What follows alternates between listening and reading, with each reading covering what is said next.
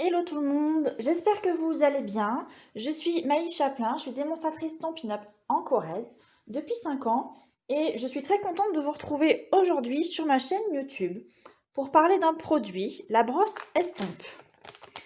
Alors, elles sont livrées par 3 et ces brosses, vous les retrouvez dans le mini catalogue janvier-juin 2021 à la page 70. Elles sont ici.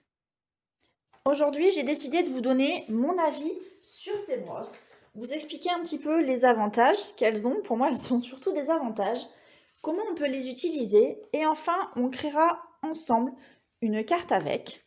Je vous la montre tout de suite, les montres, j'ai fait 3 fois la même. Les voilà. J'espère que ça va vous plaire. Vous allez voir, ça va être quelque chose de très facile, quelque chose d'assez amusant aussi, je trouve. Alors ces brosses, comme je vous l'ai dit, c'est une nouveauté qu'on retrouve dans le mini catalogue. On dirait largement des brosses à maquillage. J'ai même fait une photo sur mon blog pour m'amuser en train de me maquiller avec, faire semblant en tout cas de me maquiller avec. Donc c'est une brosse, vous voyez ici, avec des poils vraiment souples. Je peux appuyer dessus.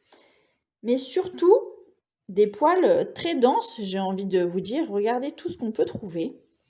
Alors, c'est quand même assez doux. On s'en rend pas trop compte comme ça. C'est assez agréable à toucher. Alors, à quoi elles vont servir ces brosses?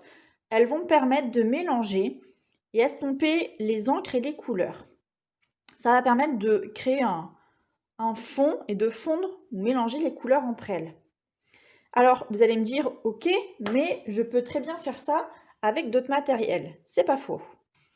Actuellement, vous utilisez certainement ou les doigts mousse, les doigts éponge comme ça, que vous mettez au bout du doigt pour colorier, soit les rouleaux éponge, certainement aussi. Je vais vous donner un petit peu mon avis et les avantages de chacun, ou surtout les avantages de ces brosses, puisque moi, elles m'ont convaincue. Alors, je vais faire un petit peu de place pour vous montrer tout ça au fur et à mesure. Je vais prendre un morceau de papier, un seul ça suffira peut-être. Donc c'est vrai qu'actuellement, quand on voulait créer des fonds sur nos pages ou sur nos cartes, souvent j'utilisais moi les doigts mousse. Alors je vais prendre un encreur ici, fleur de cerisier. Et c'est vrai que je répétais vraiment souvent, faites attention, parce que le bourron, ça laisse des traces sur notre feuille de papier.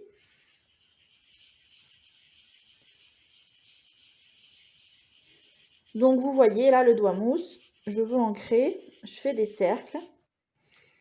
Il est possible que l'endroit où je laisse mon rond ici en premier fasse une marque que je vais avoir des difficultés à estomper après. Donc là c'est un petit peu exagéré, mais comme ici notamment. Le doigt mousse c'est bien, mais effectivement ça laisse des traces, des ronds en plein milieu de nos créations. Difficile à estomper, c'est un peu dommage. Et surtout, ça ancre une petite surface par une petite surface. Donc il ne faut pas se mentir, ça prend quand même vachement de temps. L'autre moyen qu'on avait, c'était les rouleaux. Les rouleaux éponges, je vais prendre un deuxième morceau de papier. Les rouleaux éponges, ça marche comment? On prend le rouleau, on met de l'encre. Je vais faire dans le sens. Et on vient ancrer comme ça.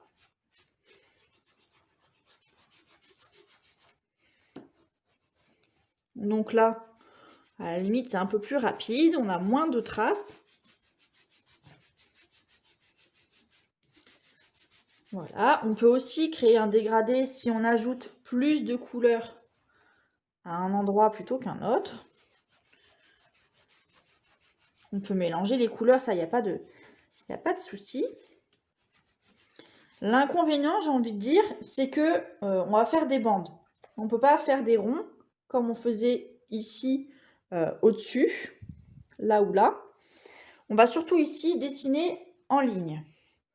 Ceci dit, ça va quand même un petit peu plus vite et ça fait moins de délimitation ou de traces que là. Alors que cette brosse à maquillage, alors je vais essayer de déplacer tout ça ici. La brosse à maquillage, vous voyez, on va venir ancrer de la même manière. Alors, je dois dire que j'ai rechargé mon encreur fleur de cerisier hier. C'est une couleur que j'utilise beaucoup. Et donc, je vais venir brosser et ajouter de la couleur.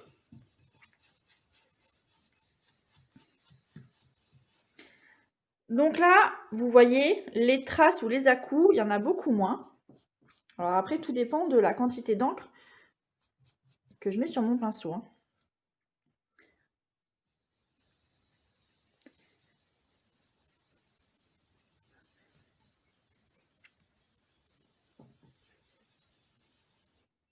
Hop.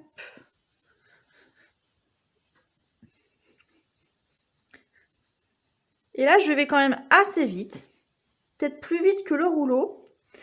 Je vais pouvoir mélanger ça comme je veux. Et je vais surtout pouvoir estomper plus facilement les éventuelles traces que j'ai laissées et créer des dégradés. Donc là, vous allez voir, je vais remonter par là. Je vais tenter de mettre du rose vraiment partout. Et je trouve, à la différence des doigts mousse, où il reste toujours un peu d'encre. Vous voyez ici sur les bords, je vais pouvoir vider mon doigt quelques temps avant de le terminer. Ici, la brosse, il arrive un moment où on ne dépose plus de couleur. Là, c'est vraiment très léger. Et donc, même si notre brosse ici, en fait, est tachée, on va pouvoir, une fois qu'il n'y a plus de couleur qui se répand sur notre papier, on va pouvoir prendre un autre encreur et repartir de plus belle. Donc ici, c'est brune dune. Je vais ajouter du brune dune par là. Et je vais pouvoir créer un mélange.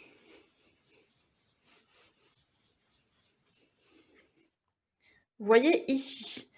Alors, ce que j'aime, c'est que la couleur, alors c'est pas la même bien évidemment, mais elle est beaucoup plus claire qu'ici. J'ai mis beaucoup moins d'encre. Et donc, le résultat, il est quand même moins agressif, je trouve. Et l'avantage, c'est que quand il n'y en a pas beaucoup, on peut en rajouter si on veut que ça soit plus foncé. À la différence d'ici avec le rouleau éponge ou là, si jamais il y en a trop, c'est foutu. Quand c'est sur notre papier, on ne peut pas en enlever. Voilà. Donc pour moi, ces brosses, c'est vraiment un avantage. C'est simple d'utilisation. Ça crée des dégradés vraiment rapides et faciles. Et surtout, ça ne fait pas de traces. Voilà. Et j'ai envie de dire, c'est pas comme les doigts mousse. Je vais peut-être pas m'en contenter de 3, comme ils sont livrés par 3. Mais je vais pas en acheter un pour chacune des couleurs qui existent chez Stampin' Up. Les 50 couleurs. Voilà, quelques-uns, peut-être 6, 9, pas plus. Ça me suffira largement pour créer tous les dégradés que je veux. Voilà, c'était mon avis sur, sur ces brosses. On va maintenant passer à la création. Alors, on va faire quelque chose dans ce style ici. Je vais prendre une base de papier murmure blanc de 14,5 sur 21 que je vais venir plier en deux ici à 10,5. Je vais choisir 2 couleurs, 3 couleurs coordonnées. En l'occurrence, ici, je me sers des couleurs de ma collection fétiche, à savoir ici, Je t'aimerai toujours, qu'on retrouve pages 10 et 11 du catalogue.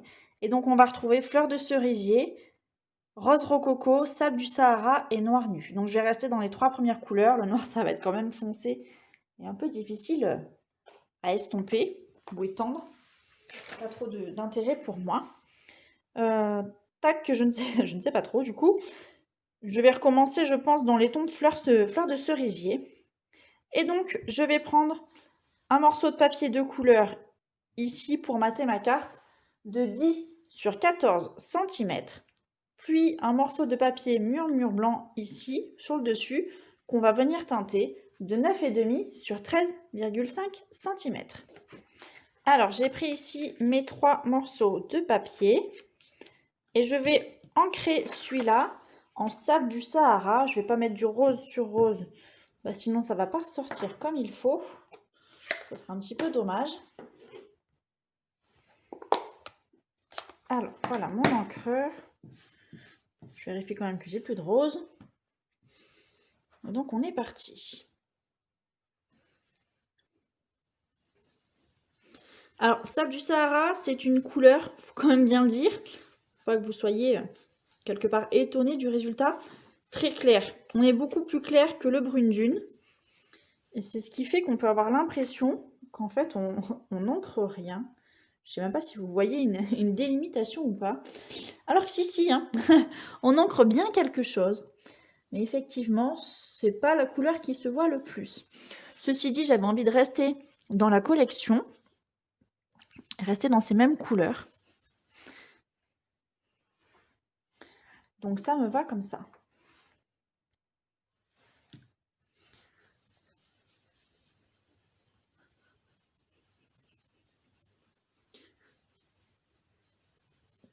Alors après, la spatule ou la brosse à maquillage, vous la tenez comme vous voulez.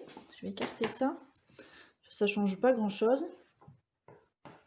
On remet de l'encre.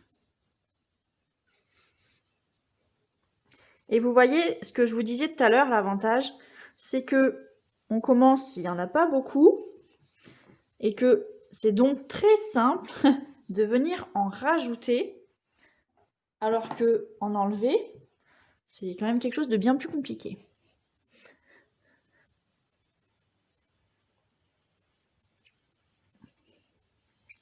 Donc là, je peux en étaler de manière plus ou moins uniforme. Je vais pouvoir aussi en rajouter si j'ai envie. Je vais en rajouter un peu en bas.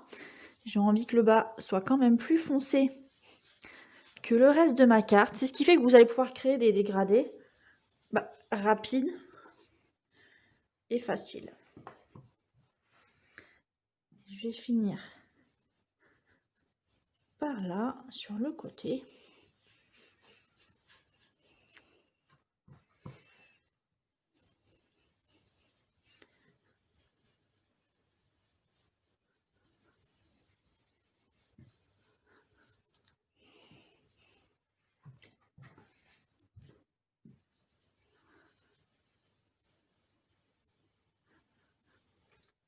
Et voilà. Je vais m'arrêter là, hein. Ça suffira largement pour la carte qu'on veut faire et surtout pour la démo que je voulais vous montrer. Alors, vous savez que je suis la... peut-être pas la reine parce que c'est un petit peu exagéré. En tout cas, je suis addict aux taches. Donc, je vous propose de faire des taches sur notre papier. Soit des taches avec un fond noir, soit des taches avec de l'eau. Je vais vous montrer le résultat ou la différence, en tout cas, parce que je l'ai fait ça 2 fois. Dans les cartes que je vous ai présentées, vous voyez ici, j'ai fait des petites taches roses qui, il faut bien l'avouer, ne se voient pas beaucoup. Et ici, les taches blanches que vous pouvez voir, c'est des taches délavées, c'est des taches d'eau que j'ai réalisées. Celle-là, comment on fait? J'ai déjà montré dans d'autres cartes. Hein. Vous trempez vos doigts dans de l'eau et vous venez, comme ça, éclabousser votre papier. Ne vous mettez pas trop près pour pas avoir des taches trop grosses. Assez haut, ça fait combien ça? 10-15 cm. On éclabousse. On peut tapoter avec un papier pour enlever l'excédent d'eau pour ne pas non plus abîmer ou fragiliser le papier. Et ça suffit. On a l'autre possibilité, faire des taches comme celle-ci en fond. C'est ce que je vais faire avec de l'encre noire. C'est vrai qu'il existe tellement de manières de faire des taches. L'encre noire, alors, je ne vais pas prendre mon encreur, je vais prendre une recharge, Memento. Voilà, je vais mettre 2 gouttes sur un bloc transparent. Je vais prendre ici un pinceau à réserve d'eau en Aqua Painter, un pinceau pour aquarelle. Vous pouvez, quand vous appuyez sur le réservoir, vous pouvez voir une goutte qui descend là-dedans et qui arrive jusqu'au bout du pinceau. je vais tremper ma pointe, je vais écarter mon papier, dans cette encre et je vais venir appuyer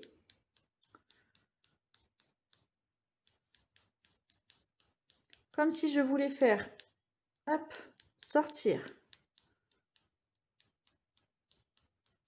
une goutte.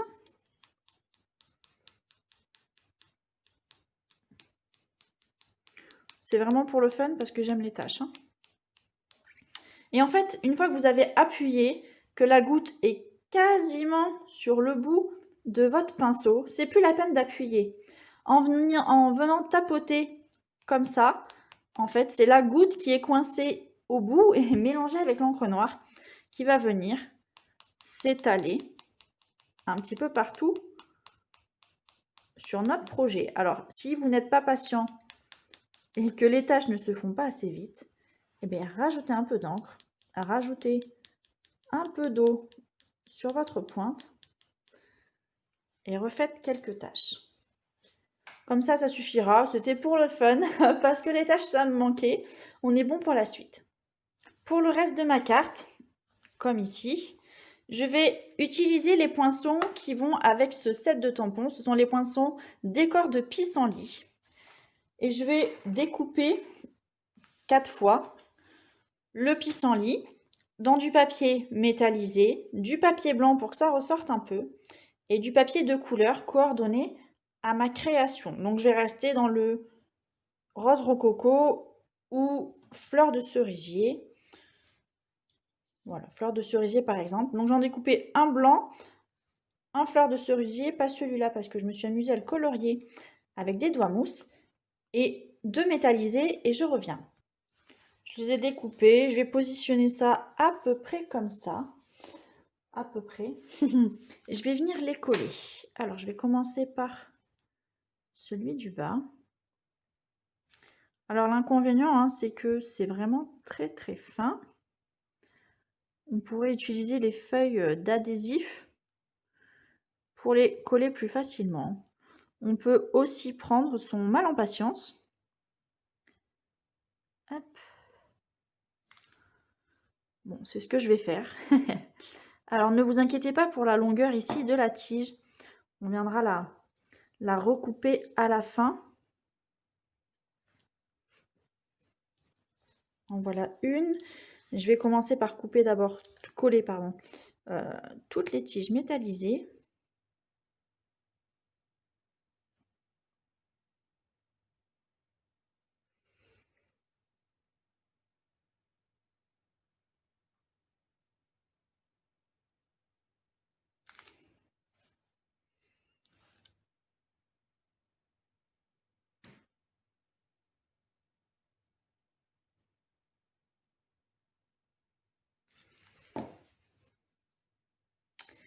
Celle-là par la droite, un peu plus haute.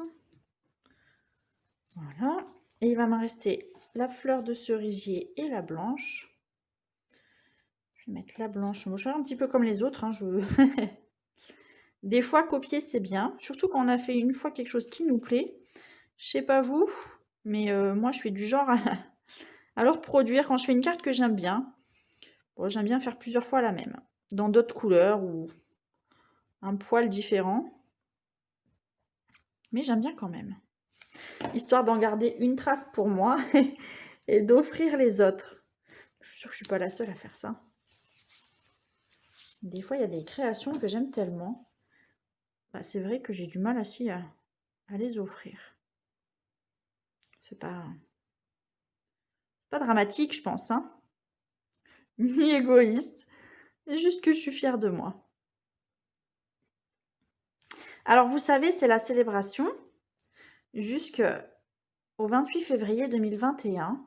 Et donc, pendant cette période, vous pouvez obtenir un cadeau supplémentaire ou un cadeau tout court par tranche de 60 € d'achat dans n'importe quel catalogue.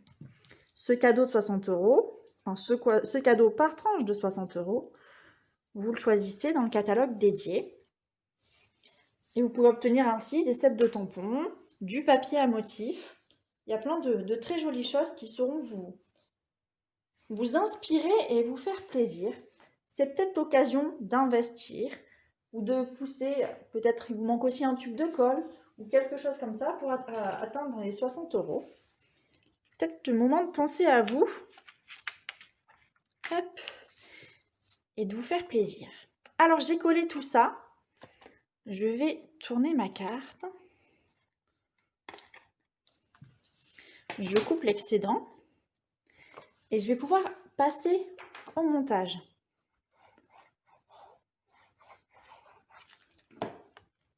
Un peu de colle derrière. Je mets ça sur mon papier rose.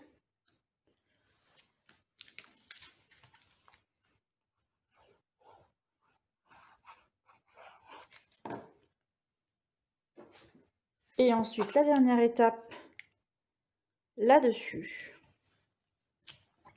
Encore un très joli résultat, je trouve. Il va me rester à mettre un mot. Alors, pour tout dire, je vais quand même vous dire la vérité. Ici, c'est parce que j'ai tamponné un mot. Et en fait, je l'ai mal tamponné, il n'était pas droit. Et donc, j'étais obligée de le recouvrir.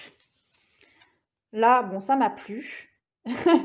Je ne sais pas quel risque je vais prendre. C'est vrai que j'aurais pu tamponner avant de tout coller. Mais en même temps, maintenant que j'ai envie de savoir en fait où est-ce que j'ai de la place pour tamponner le mot. Voilà, c'est un petit peu différent. Je l'avais mis en bas à droite. Je vous laisse prendre le soin de prendre le set de tampons que vous voulez. Je vais prendre un petit mot pour essayer de ne pas me tromper cette fois. À savoir coucou. Alors je dis un petit mot pour pas me tromper. Ça ne va rien dire, hein. Il suffit d'un mot à coller pas droit pour se planter aussi. Bon voilà, c'est le jeu. Je vais faire un effort.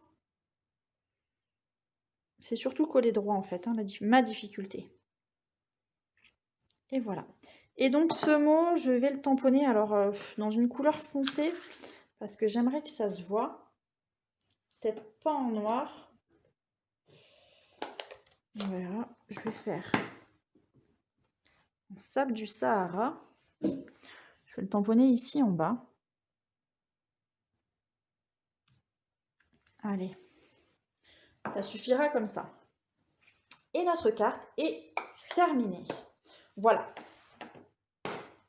J'espère que cette astuce pour apprendre à utiliser ces brosses vous ont plu ou vous a plu, cette vidéo. Si vous êtes intéressé par les produits Stampin' Up, vous pouvez vous rendre directement sur ma boutique en ligne, m'envoyer aussi un mail à memalonfait@gmail.com pour avoir un peu plus d'infos. Je vous souhaite une très bonne journée et à bientôt. Ciao, ciao!